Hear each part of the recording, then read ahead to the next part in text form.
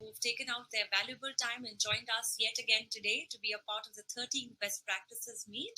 We are all honored to have you on board with us today, and we also hope that you enjoyed day one. We had a lot of very interesting sessions yesterday, keynote sessions and addresses. We hope you enjoyed day one. Well, before we carry on with our today's proceedings, I'd like to once again remind you of a few things. You may please use the virtual photo booth option to click photos and share your experiences on social media using the official hashtag BPM2021, and you can tag DSCI_Connect on Twitter. You may also visit the exhibition booths to know the latest technologies, the service offerings, and security solutions by our exhibitors. You can also, in fact, watch the conference live on our DSCI LinkedIn and YouTube channel, but the platform also provides a host of other options. Therefore, we request you can request your peers to register on the go and attend sessions throughout the 2 days. Today is the second day. You may get profiled on the Best Practices Meet 2021 leaderboard. The top 5 attendees will stand a chance to win a free subscription of 1 year for the NCOE utility tool worth 45,000, such as GitHub, Global Investment in India, and Cybersecurity Research Network. Lastly, you may also visit the help desk for platform-related support, and our team will surely assist you. Before we move on, once again, we'd like to thank all of our sponsors, partners, and exhibitors for their continued support. Without you, it wouldn't have been possible. Starting with our platinum sponsor, Zoom, thank you very much. Our gold sponsors, Checkpoint Software Technologies Limited, Palo Alto Networks, Target. These are our gold sponsors. Our silver sponsors are Ardent Privacy, Keysight Technologies. Then our masterclass partner is Tenable, diversity partner Target, community partner Vices India. Our exhibitors are Cybel and Secured, and we'd like to thank all of you once again for your continued support. We hope you enjoyed and found the masterclass sessions useful and informative. These were conducted by Target and Tenable and yesterday, and we thank you once again. So without any further ado, let us now begin with our today's proceedings. Kindly note that all the participants except for the speakers and panelists will be in a listen-only mode, and you may use the questions feature on the right-hand side of your window to ask questions throughout the sessions. To start with the plenary session, I'd like to request our speakers to kindly join us backstage now. And moving to the plenary session, we have an eclectic line of speakers, in fact, deliberating on the topic today, which is DearCry, Ryuk, Warner, Barboza, and CryptOstonE, the anatomy and malaise of ransomware. That is what we're going to be elaborating upon. Our panelists are going to be elaborating upon in this first plenary session of the day. To give you a brief about the session, Ransomware as a Service, Hackers' Big Business. For more than 2 months, a new set of vulnerabilities in on-premises versions of Microsoft Exchange servers and other applications has been extensively exploited. And ransomware gangs are not only developing new variants of ransomware, but they're also, in fact, selling the ransomware as a service. So to discuss this further and to elaborate on it, we have our esteemed panelists. These are experts, and I'd like to welcome on stage Mr. Narayan Raman, who is a GGM CISO at ONGC, Dr. Pradeepti KV, who is Assistant Professor at C.R. Rao Advanced Institute of Mathematics, Statistics and Computer Science, who's also joining us on our program this morning. Pratap R., who is Head of Cybersecurity, APAC, and EMEA at Texas Instruments, and S.S. Sarma, who is Director CERT in at METI. He's also, in fact, the moderator for this session. So I'm going to hand it over to you very quickly, S.S. Sarma, and I'll also request you to kindly set the tone for the session, and other panel members will, in fact, then join as per the flow of the discussion. I request the panelists to allow some time also for Q&A from the audiences. And with that, over to you. Good morning to you all. Good morning. Welcome to the discussion. Welcome to the panelists for the discussion. Thank you for the DSA for arranging this session. It's one of the good events that we have in the country. Every year we connect with the cybersecurity professionals in the country, with the CISO community and practitioners, industry, and to share our best practices and our concerns and how we are, what are the kinds of threats, cyber threats we are facing. And today's topic is one of the most important and relevant topic for everyone in the industry as well as the government and law enforcement. And it's a global problem of ransomware. And we all know that every day, every 2 days, there is a big news that coming up and so and so big major company in the industry across the world hit by ransomware attack, and sometimes operations are disrupted, sometimes data is lost, and those kinds of various problems. So today, the session, we want to discuss about what is the emerging threat of ransomware, why it has become so significant, what changed in the last few years, and what are the challenges we are facing regarding this threat, and what is the impact if we don't properly address this threat, what is the impact that is on the business and our services, and how we can collaborate ultimately, and what are the technologies, there are tools, technologies and processes available for us to mitigate these threats, and how we can collaboratively work together to address this problem. So with that background set, I will be touching upon the our eminent panelists. First of all, I will like to go to Mr. Pratap, who is in Texas Instruments. Pratap, your views on changing nature of ransomware threats, and what are the threats towards a specific industry or verticals where you're working on, and how we are approaching this problem. Yeah, over to you, Pratap. Sure. Thank you, Mr. Salman. Can you hear me? Fine. Yeah, go ahead. Okay. All right. Thank you, and good morning to everyone. I think, like Mr. Sharma mentioned, that the ransomware attack, the news that we hear on almost every second day, that some companies are getting impacted, right? What the attackers have figured out is the ransomware uh, can be used to not just make money, but also um, disrupt the services for the company itself. We have heard companies getting shut down, like for example, one of the biggest auto company had to shut down their factory for a couple of days because of a WannaCry attack on their factory, right? So what they figured out is, first is the reason they are attacking the companies is the companies can pay the money because the value of the data is much more higher. And also, if the data gets leaked to another company, there is a competitive advantage to another company, right? Earlier, the ransomware attack, when it started off, historically, it was getting, they were impacting the individual systems of personal computers.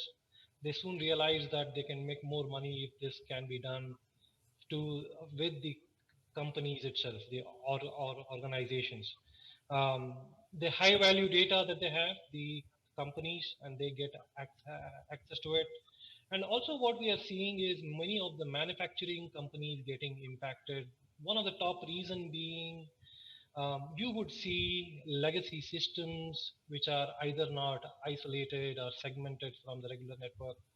Finding vulnerabilities in a legacy systems or applications is easier, and the operations is much more important from manufacturing standpoint than making sure the IT systems are taken care, right? Those are the trends that we are seeing, and more we are seeing the manufacturing companies are getting impacted for not just the operations but revenue impact as well. So that's the that's what we are seeing so far. Yeah, thank you for that. That's an important point. So the ransomware actors leverage this particular aspects of your availability and need for availability of the services of the business units on a continuous basis. And the problem, you can't ignore the problem, or you can't uh, kind of have time and leverage time or buy time to address the problem. That kind of desperation and that kind of need for continuous availability of services, particularly critical services like in healthcare and from a business standpoint with the manufacturing and essential services point of view. This particular aspect comes into the important issue of how we can address this problem and why because this problem of ransomware focus is coming towards these essential services. What is the key learnings? So with that context, I'll go to Mr. Rana Raman. He is the CISO of ONGC and wide experience in the industry of oil and natural gas, and one of the prime targets of the ransomware threats also of late. So we want to see your views on what are the learnings and what are the kind of attacks that are happening and how we are trying to gear up to address this problem. Over to you, Mr. Raman. Thank you, Mr. Sharma. I welcome other panelists. I'm very proud to be here along with them. As Mr. Pratap has very rightly told that particularly the manufacturing sectors are and pipelines and oil industries, those kind of the companies are now on the target because they have smelled the things that they can they in case of compromise they will be able to pay much more than what individuals can do. So ransomware then diverting their attention towards all these companies. The basic reason is any attack for that matter. You all the panelists will agree that that takes care of that basically targets the vulnerabilities. So until unless vulnerabilities are not there, they will not get the success. And the another reason for them to become target is the presence of vulnerabilities, as again told by Pratapji, and this is more so in case of it is oil and gas, particularly more so oil and gas upstream companies are not an exception to that. The thing is, they have all along enjoyed the being air gapped. These typical control systems, they remained air gapped, and they are still air gapped only. And now the need is arising to connect them to cloud or connect them to the OEMs for some sort of troubleshooting the problems and whatnot. So then then they are basically having a lot of the legacy issues, that lack of visibility. Because of their being air gapped, not much attention has been paid to them to evolve them from the IT security perspective. They have been systems. They were targeted to deliver certain purposes, control system purposes. There is some physical system attached to them. They were controlling them, and that purpose was going on and on. And the things were totally under the care of their OEMs, the suppliers of their particular control systems. And that went on and on like that, and they are at the mercy of that, and they are not been. Majority of them are not patched. Even the majority of them OS is not there. Antiviruses are not there. And still they have some sort of human, they believe on human kind of intervention for their patch updating patches and operating systems. Some of them are I'll not be exaggerating if I say that some of them are having legacy windows which have even discontinued from the support. So those kind of things are there, and human approach is there, log based approach is being used. So these are basically too much lacking as far as information security is concerned. And they are more so, they are not fit to handle the security, particularly they say 0-day securities and 0-day targets, vulnerabilities. And those APTs and that kind of thing, they were not geared up for making. And they don't have SOCs also. Majority of the places there is no OT SOC kind of a thing. And so that we are just gearing up. We so far when the requirement of opening up is concerned, at least that these things have to be put under some sort of some protected area kind of a thing should be there, so that the traffic in and out of them is strictly monitored. When all kind of instances of traffic is not monitored, the accesses and all those what kind of accesses are there, what kind of application related access, user related access, and all of the devices which are accessing, all those things have to be controlled. All the context of accesses and data traffic has to be controlled, and when that is controlled and only for need to know and need to do kind of access and other things are given, then only it can be addressed. So this basically it requires a complete rehaul of the things, and which is becoming all the more difficult. I tell you, this control we are only seeing the one side of it is IT security context. The other thing is they are basically controlling the operations. So taking Right. them off the operations and putting all this kind of mechanism or turning the page is very difficult in OT systems. So that makes the things still more challenging. There is because certain confidence level is there in that system which is already running. So that again replacing them, it's a problem. So all these things make the things complicated, and there are no other mechanisms of access control and other things are there. So this we have to evolve on a step-by-step mode, and we cannot go in a knee-jerk manner. That's what I would say, and we will discuss it further when the time comes. Yeah. Thank you, Mr. Raman. Very valid points. The problem that is coming in is the preparedness of the organization, the structures, particularly when we use legacy systems and OT side, and in small, medium businesses also, there are various gaps in terms of security controls and in terms of how we see the security architecture. But at the same time, what is causing the problem and concern is the sophistication of attacks is also increasing. So even if you have all the controls in place, there are still the cases where we have seen the sophistication of the attacks, where your most trusted systems have been compromised, and they are being used to attack the internal systems, supply chain attacks, and the kind of SolarWinds or Kaseya and those kind of instances that happen. It is raising the concerns. And one of the important aspects of the cybersecurity that comes normally when, from our certain perspective, when we handle the incidents all, we see that there is some laxity and lack of visibility into events and the things that are happening in the network, actually, in general. And ready-made solutions, it is very difficult to get a ready-made solution for every aspect of the cybersecurity. However, there should be efforts, and there are efforts of using emerging technologies in terms of understanding your traffic, understanding your event, as you correctly mentioned, understanding your traffic, detecting malicious traffic, seeing your events, analyzing the events on a continuous basis with a low cost solution, with a good amount of because hardware and software platforms are now available, and there are emerging technologies that are being continuously used by the cybersecurity industry to detect malicious events and detect anomalous patterns. With that context, I'll go to our next panelist, Dr. Pradipti. She is a professor in CR Rao Advanced Institute of Mathematics. Pradipti, what are the trends in terms of analyzing the data, collecting, and how the emerging technologies like machine learning and artificial intelligence being used? And what is the take of academic institutions on this? And Thank you so much, sir. Good morning. Good morning, everyone. It's my privilege. First of all, I would like to tell that it's a privilege to sit among such elite panelists. I've got this opportunity. So I would like to thank DSCI for this opportunity. And I basically I have done my PhD in cybersecurity, and I have been working on mitigation techniques for cybersecurity in the academia and R&D perspective.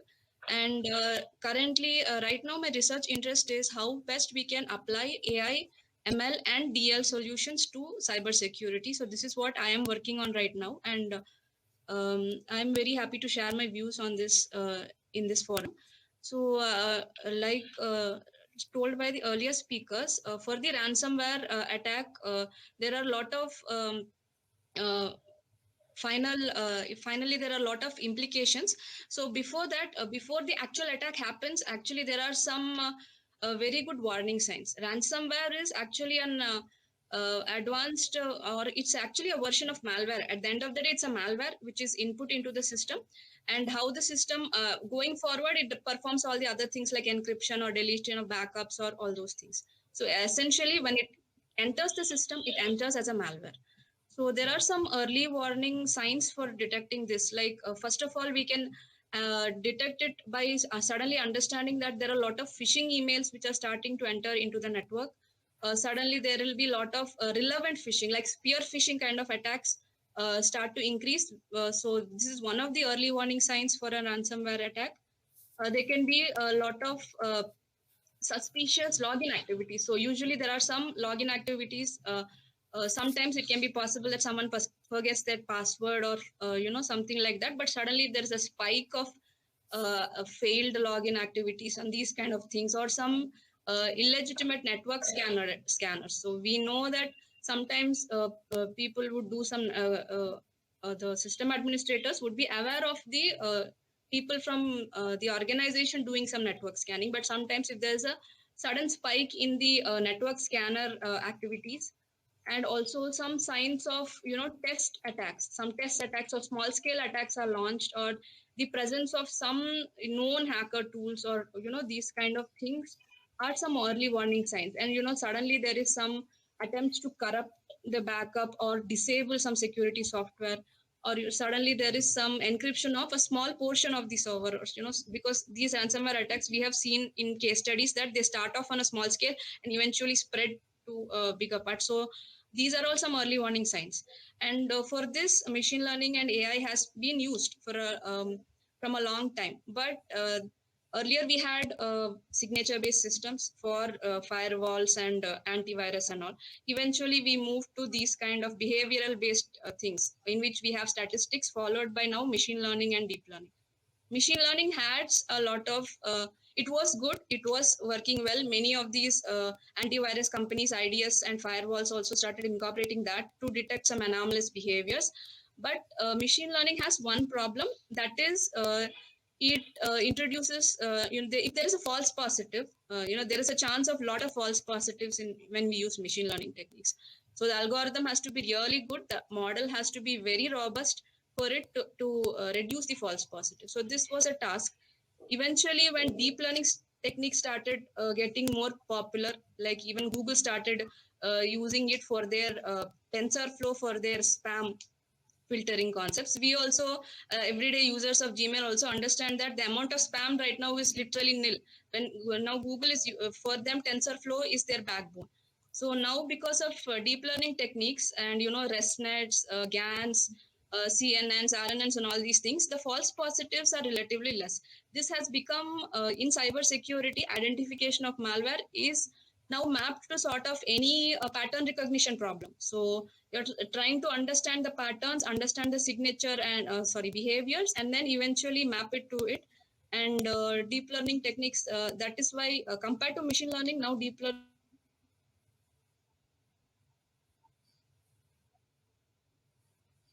you detect. Yes, sir. That is what I Yeah, have to say about great points. That's very encouraging. That's very encouraging to see that these techniques are being continuously evolved. And I want to have a supplement question to you in this context, because we are addressing a larger, sophisticated problem, and there is always a need to collaborate. And what we feel from third side when we interact with academia, they always say that if you give me a good data set, I'll be able to give you more better results. It's always a continuous demand from academia, and it's a legitimate demand, of course. yes. And is there, what is your thought? Can you give us, because if our industry panelists are here, and I am from CERT, I can we will coordinate with various kinds of industry partners. Can we work on something that to generate a good amount of data sets, and what should be the sources, and what kind of data set, and what is the kind of scale at which you are looking at to get arrive at a good model of machine learning? Sir, that is a very correct point, and it is, like you said, it's a very genuine point that without data, there is no machine learning, there is no pattern recognition, there is nothing. So, and the problem here, like if it was image recognition or those kind of things, we can get a lot of images. I have many positive test cases and negative test cases, which help my model to learn well. But the problem when I want to apply machine learning or deep learning to cybersecurity is, you have 99% cases of positive test cases, and you have a 1% test case of the attack test case. So that is very, very difficult to learn for the model. So this is why we have this very high class imbalance problem. So this is a very popular term in machine learning, where it's called a class imbalance problem. So there is a high imbalance of classes in this data set. So that is why we need to, it is very difficult to learn. So it is very true. So that is why sometimes what we do is, if you see in academia, in all these research labs and all, we have our own environment where we have a test bed, where we have our own infected IoT botnets or something. We create a data set where we try to reduce this imbalance problem and teach the machine well. Because in real time, hardly 1%, hardly 1% of the traffic will be malicious traffic. The rest would be genuine traffic. It's very difficult to learn with real-time data sets, and it's what you said is very true. And but I would like to still back up all the research and academicians who have asked you that question, because this fixed data distribution problem is there with machine learning. So it cannot learn if you don't teach it. So Yeah, exactly. So I'll take that as a action point after end of the discussion, and one of the steps where in the terms of action for the collaboration, because normally what we see when we discuss on these panels, discussion happens, and after that nothing much of action is conducted. And from certain perspective, when we interact with any industry, we get that such opportunity. We take these as action items and we follow up. That's one point I will take, and we will see how we can collaborate on that. Now, going back again to our panelists. So we saw these problems, sophisticated problems are there. I'll give some of my inputs here to the community, because we handle these incidents of ransomware from individuals to industry, and we collaborate with various or global partners and law enforcement agencies, where we see one of as Pradeep has briefly mentioned about the incoming vectors like phishing. Most important incoming vectors what we see for the purpose of community is phishing and spear phishing. Brute force and password guessing is another vector that we see normally. And exploitation of vulnerabilities, as Raman has correctly mentioned, exploitation of vulnerabilities. And these vulnerabilities are two kinds. One thing is existing vulnerabilities which are not patched by the organization. That is one kind. Another important thing what we have seen is vulnerabilities in the public facing systems like web servers. And in the title I have seen that the DSA has mentioned the DearCry, which exploited vulnerabilities in the MX Exchange servers. And recently there was a 0-day vulnerability for some time, and exploitation happened. And if time permits, I will at the end of the presentation, the talk, I will tell about more how it progresses. And another important thing is spear phishing and malicious document that comes in. And one of the most significant vector, it is very surprising to see, that is the open RDPs and insecure RDPs. Now, since last pandemic happened in 2020 onwards, what we have seen is because of the work from home, VPNs have been given and they're not properly configured.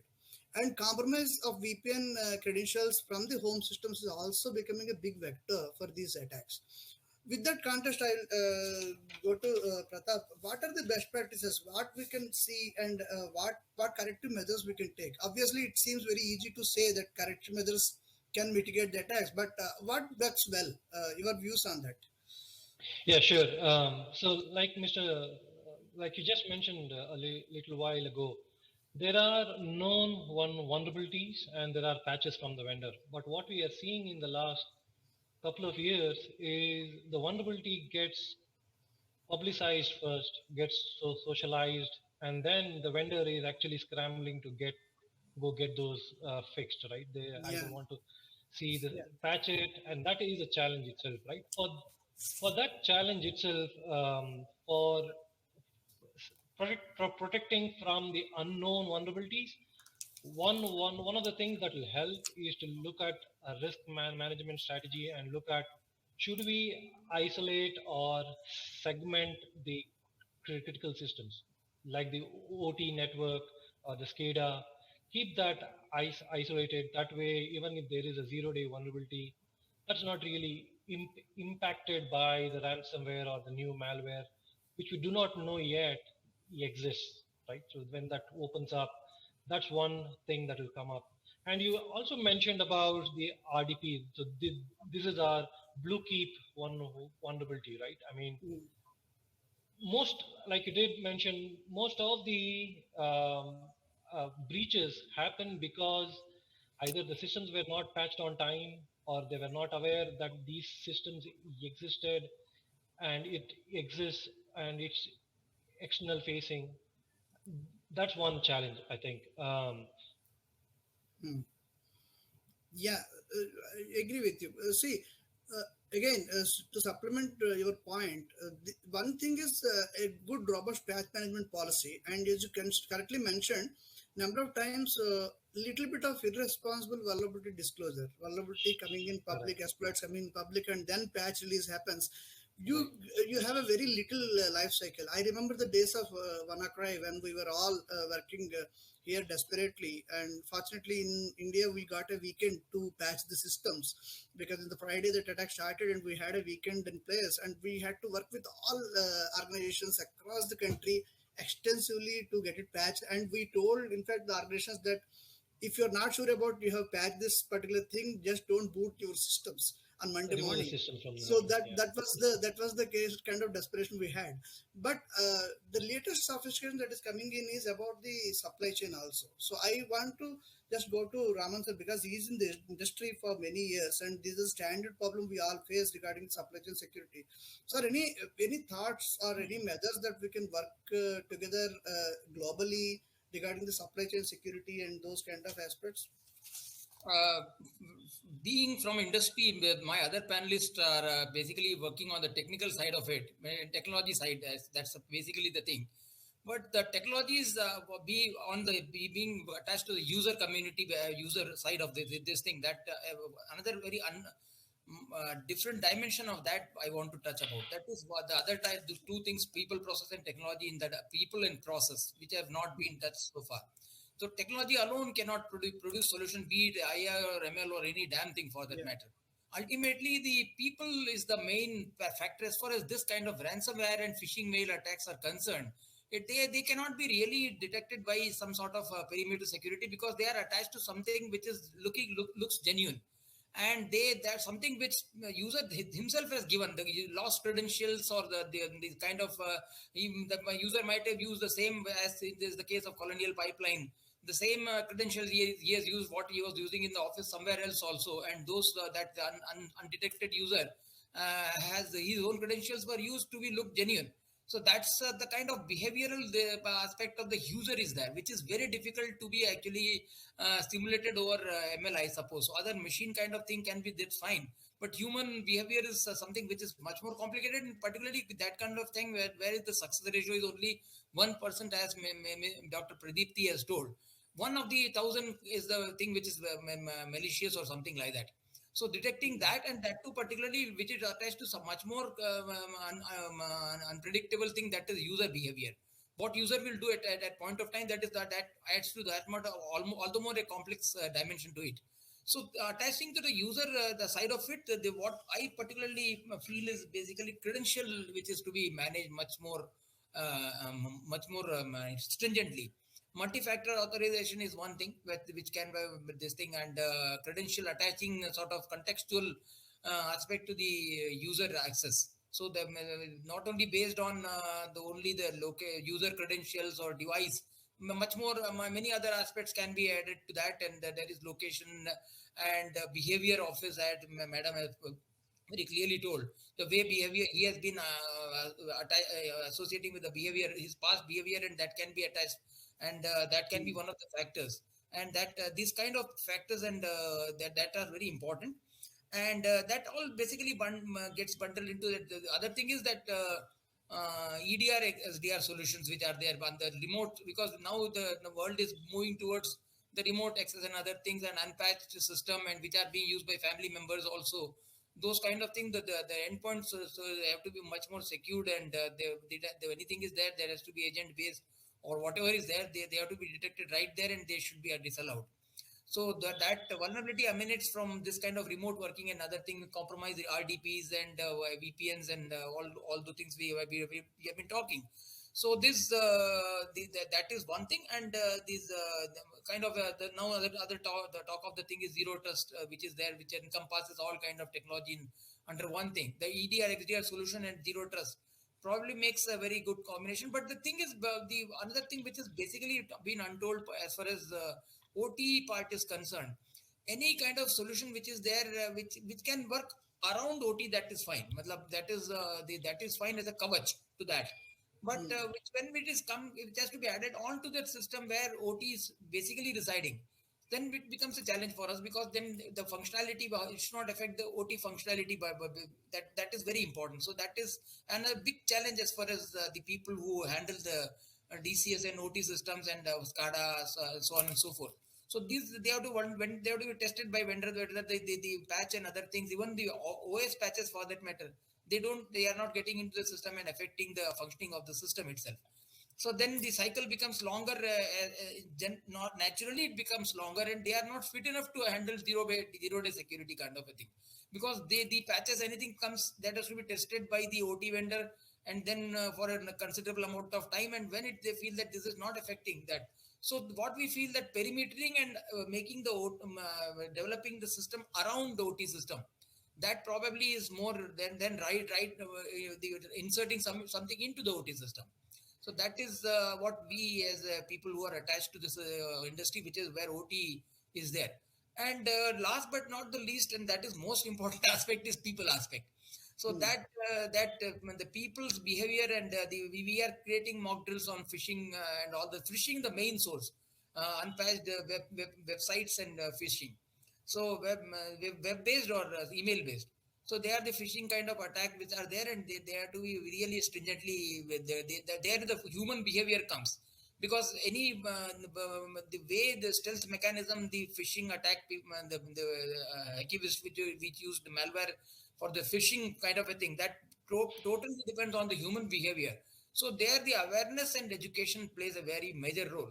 And the best thing is simulating the things, and we are constantly doing the simulations on phishing, so that these people are aware of that, and we practice it, and we are increasing the number of frequency on that. So this human aspect is most important, and human that is what I would say, I would underline rather. So that is the take from my side. Yeah, I agree. Absolutely correct points that it's not only technical problem, it's human problem is also there. But I had one question in the chat panel. I saw, what is the latest ransomware attack? I don't want to make ransomware gangs famous by mentioning the names. Actually, they are various competition. Everybody is almost equal. The purpose is they are cyber criminals, and the money is the purpose.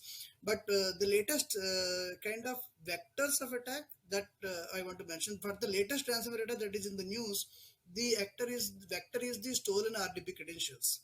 So why your RDP credentials were stolen is the most important point. There are various ecosystem that is happening actually. And these ransomware actors are not one actor. They have various kinds of collaborative mechanisms available that we all should understand. And we have seen one of the few cases where we got information from law enforcement agencies from other countries, where they mentioned that we have sealed a server of a particular ransomware gang, and on the server these 20 credentials are listed there, and out of these only one is already attacked, so rest of the 19 could be attacked in future. So we try to desperately connect and alert those organizations, but unfortunately it is very difficult to connect a particular organization and alert also, because most of the private companies, I'm sorry to say this on the public forum, they don't mention the details of the security teams on the websites. And it's when we reach to the customer care and we get some automated ticket generates, and it takes a lot of time. Of course, key industries, everybody partners, we know. That's why connection is very important, number one. Number two, from a deterrence perspective, what are we doing about when something has been attacked? So reporting to agencies, particularly regulatory like CERTIN, and reporting to law enforcement is important. Of course, industry or affected victim may ask that if my all data is encrypted. In fact, that is one of the questions that I am seeing in that if my all data is encrypted, it's very difficult to recover. Then no choice but to pay ransom, and it is the guarantee that the attack will not recur. Definitely, we have seen the cases where once a big ransomware attack happens, that footprints and backdoors are left inside the network, and there is always a susceptibility and chances of repeated attacks. Number one. Number two, in practical cases, when we go on site and respond to the ransomware attacks, that I can share as a value addition to the community here, is we see two parallel attacks going on, or three parallel attacks going on the same network. One is a APT style of attack that is going on, and after the APT and espionage happens, and after that the ransomware attack happens after 2-3 months. That means it's a clear case that there is a good amount of collaboration among these gangs, that the data is stolen, important data is stolen. After that, it is given to the ransomware gang, and the impact of ransomware gang, another aspect that I want to mention here is also that the data exfiltration for the double extraction before disrupting. Right. We can see from operational disruption, we good amount of backups and good amount of DR strategy and BCP strategy and resilience will definitely help you continue business in case of ransomware attack. But once the data is exfiltrated, and if you are an organization or intermediary who is collecting data of the various large scale customers, and in that if personally identifiable information is there, and if you are a healthcare company, sensitive personal information is also there as per the Information Technology Act, then you are bound to protect that information. And if that information is lost and the attacker gang releases that in the public forums, then there is a huge amount of chance of penalties from the regulators as well as the lawsuits from the affected customers. So there is a liability is increasing, and of course we don't have lot much of time for discussing those aspects of risk mitigation, cyber insurance, etc. Those aspects are also to be considered as a policy decision, and there should be greater collaboration. There is no doubt. One take, because we are losing our time. One question I have that I want to little bit focus on to the panelists, that how can we minimize the impact of the ransomware attack? Means even if something hits, because there is always a chance of this is getting hit. And what is the kind of strategy we should apply? Very quickly, if panelists can tell On us. this, I have a take. Actually, exactly what you very rightly told. That is, one is backing up the data somewhere. Means there should be a DR kind of a thing, and backup has to be there, because ultimately that is what they encrypt the data, and they, for your own, getting your own data, you have to spend the money for that. But that is really not effective in every scenario, because they take away, they infiltrate the data, and then they say that I will make it public. In that kind of a scenario, this ransomware, the only having local backups doesn't help. That is only for restoring the system it can work. Yes. So lastly, what you are told, we are very we as an organization, we would be very I take the pride in that we are totally connected to all the authorities, intelligence and other things, and very swift in taking action, particularly to certain, and that the incident management is very important. That when we containment is concerned, containment management is directly attached to incident management. Once the first thing is noted, immediately if we don't have the expertise, we should immediately notify the concerned authority who know What better. is your plan? So there should be some plan, and you perceive these attacks and presume that it is going to hit you. If you have a plan, then you can execute. And if you have a plan, then you can test. There has to be a containment strategy. Immediate containment strategy has to be there. So containment and reporting to the right authorities, so that the logs can be examined, and the footprint, as you have rightly told, the cyber criminals leave some footprint or the other. So they can be examined, and that can be beneficial not to the organization, particularly we are in the critical sector, which can not only be useful to us, but it can be to the community by and large. So that is the strategy. That is we have a robust crisis management plan in place, and there the containment strategy, containment and recover, and all those things are there, as per an IST, whatever schemes are there. They are already in the place, and we are we follow that. And in spite of that, where we basically lack is the particularly more so in our own Indian context is the user. Again, it impinges back to the user only, because that is where we have the people who have now started using and getting fascinated from the usage of the computer, but they don't have the discipline as far as using of the computer is concerned. So this fascination is there to use the automation, but the discipline which is required to use the automation is lacking. So these two sides of the coin which are there, the enthusiasm to use the computing and the discipline, they have to go together. So this is my take. No, absolutely correct point. And some of the basic cyber hygiene always reduces the risk, actually. And unfortunately, that kind of discipline is not there. But there is a need to continuously running sensitization campaigns, etc. And every user wants to become administrator of his computer. Actually, Right. we see as a policy decision it is there, but every user wants to be complete in charge and king of his computer. And in an organization, that should not work. Actually, there should be always least privileges, and everybody need not be the administrator. And we also seen those, and there are policies and enforcement and those kind of things. Lastly, one more important aspect I want to just touch is increasing visibility, enhancing visibility inside your network. Particularly, another input I want to give to community is ransomware gang operators reach hundreds of systems. You see, encrypting one particular endpoint with the malware is not the target of the attacker. He want to encrypt as many number of systems as possible, reach to systems. How he does normally is exploiting public face vulnerability in a public face system, like you mentioned DearCry here, exchange vulnerability, putting a web shell after the exploitation, through web shell reaching inside, scanning inside, as Dr. Pradipti mentioned, scanning inside through tools like Mimikatz, PSExec, and all those kind of legitimate administration tools, credentials, getting more credentials, and reaching out to the mail server, web server, and DNS server, and the Active Directory and LDAP. And once the attacker reaches your domain controller, then he has access to as many number of systems as possible. He can create administrative accounts there. He manages those accounts. He lives persistently inside the network. And there is a difference between the ransomware and APTs. Ransomware operators are desperate to perform this activity and encrypt the systems and demand money.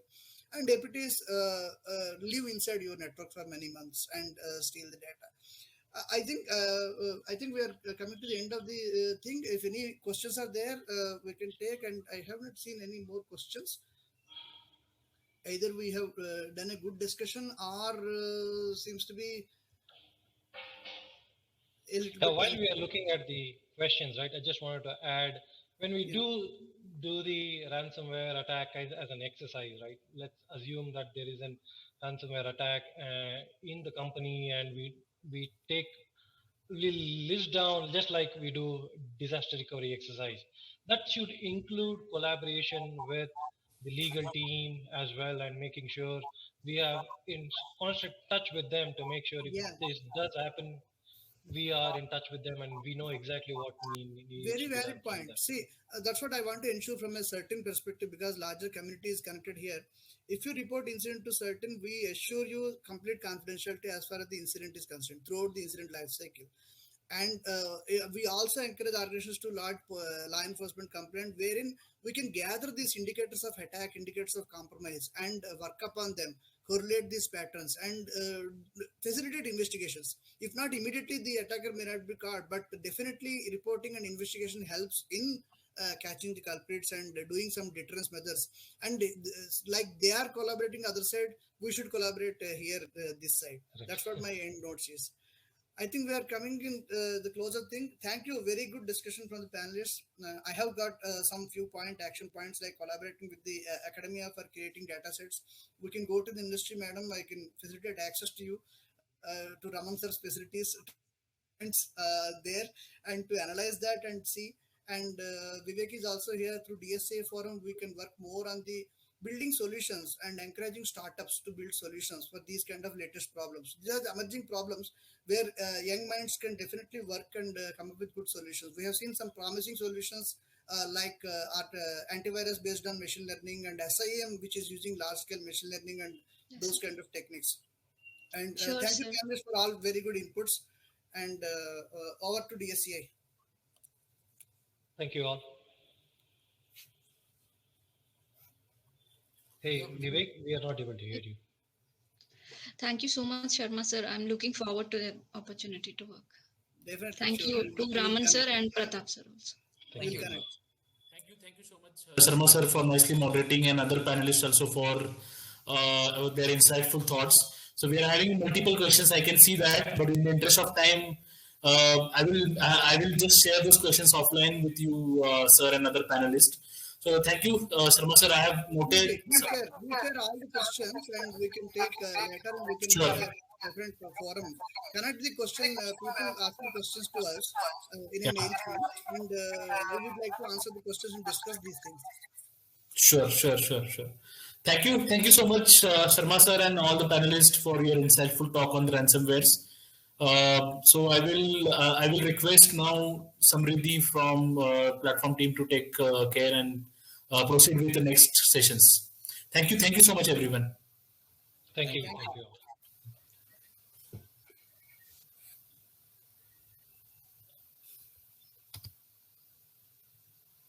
Well, thank you, everyone. We'd like to once again extend our gratitude to all of you for sharing your valuable insights and experiences and talking to all of us here on this platform.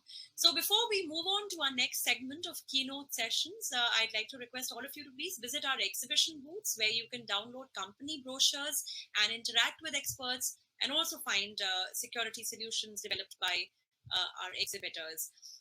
You may also enjoy the virtual photo booth, like we mentioned in the beginning, and share your experiences on social media using the official hashtag BPM2021. And do not forget to tag us at DSCI_connect. Well, thank you. Please wait for us for a little while, and we will be live soon again with some more interesting keynote addresses.